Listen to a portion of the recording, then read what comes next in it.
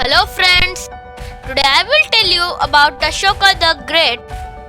Ashoka, also known as Ashoka the Great, was an Indian emperor of the Mauryan dynasty who ruled the Indian subcontinent from 268 to 232 BCE. Under his reign, the Mauryan Empire stretched from modern-day Iran through almost the entirety of the Indian subcontinent. The grandson of Maurya dynasty's founder, Chandragupta Maurya, was best known for his renunciation of war, development of the concept of Dhamma, and promotion of Buddhism all over the world. Ashoka was able to rule this vast empire through the precepts of the political treatise known as the Arthashastra, attributed to the Prime Minister Chanakya, also known as Kautilya and Vishnugupta, who served under Chandragupta Maurya.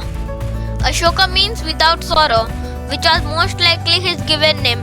He is referred to his edict as Devanam Piya Piyadasi, which means beloved of the gods and gracious of means.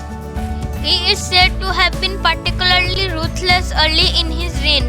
According to his own accounts, Ashoka conquered the Kalinga kingdom, modern Orissa state, in the 8th year of his reign in 260 BCE.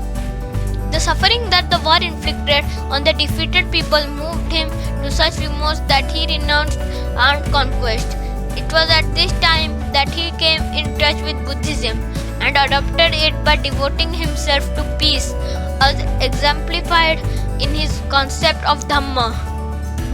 Since then, Ashoka has come to be recognized as one of the most fascinating ancient monarchs for his decision to renounce war, his insistence on religious tolerance, and his peaceful effort in establishing Buddhism as a major world religion.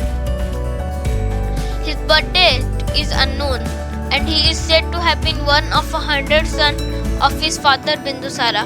However, the story of the 100 sons of Bindusara is dismissed by most scholars, who believed Ashoka was the second son of 4. His older brother Susima was the heir apparent and crown prince, and Ashoka's chances of ever assuming power were therefore slim. He was highly educated at court, trained in martial arts, and was no doubt instructed in the precepts of the Arthashastra, even if he was not considered a candidate for the throne, simply as one of the royal sons. When Ashoka was around the age of 18, he was sent from the capital city of Pataliputra to Takshila to put down a revolt. Having succeeded at Takshila, Bindusara next sent his son to govern the commercial center of Ujjain, which he also succeeded in. Ashoka was still at Ujjain when Takshila rebelled again, and Bindusara this time sent Susima. Susima was still engaged in the campaign when Bindusara fell ill and ordered his elder son recall. The king's minister, however, favored Ashoka as successor, and so he was sent for and was crowned king upon Bindusara's death. Once he had assumed power, by all accounts he established himself as a cruel and ruthless despot who pursued pleasure at his subjects' expense and delight in personally torturing those who were sentenced to his prison, known as Ashoka's Hell or Hell on Earth.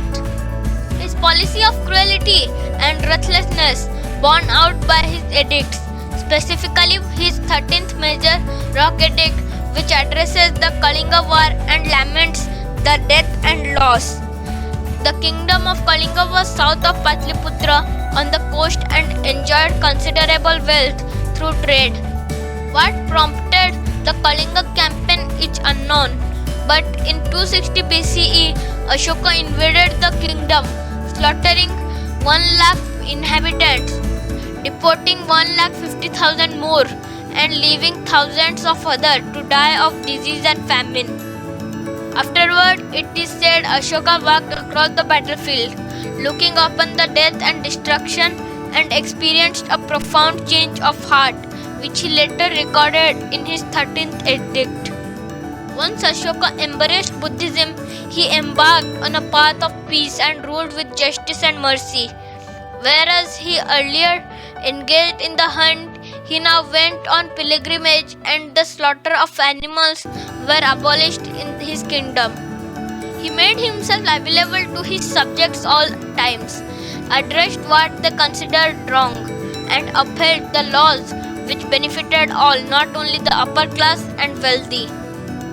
He adopted a paternalistic view on administration and proclaimed all men are my children. As evident from the Kalinga Edict, he also expressed his indebtedness to his subjects for bestowing with their love and respect, and that he considered it his duty to for their greater good. Ashoka's response to warfare and the tragedy of Kalinga was inspiration for the formulation of the concept of Dhamma. Dhamma derived from the concept Dharma, means duty in Hinduism.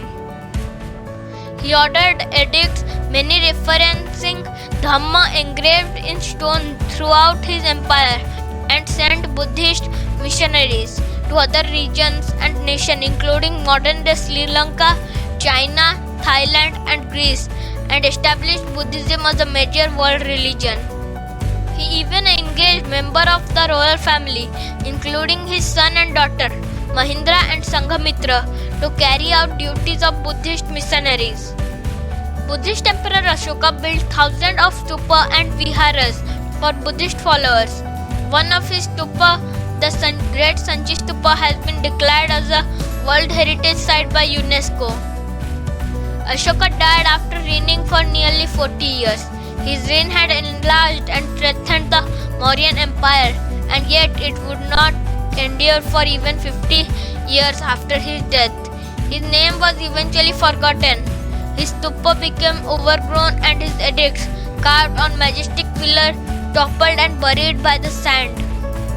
When European scholars began exploring Indian history in the 19th century, the British scholar and Orientalist James Prinsep came across an inscription on the Sanchi Stupa, from which it was understood that Ashoka, named as the Mauryan king in the Puranas, was the same as this Devanam Piyadasi.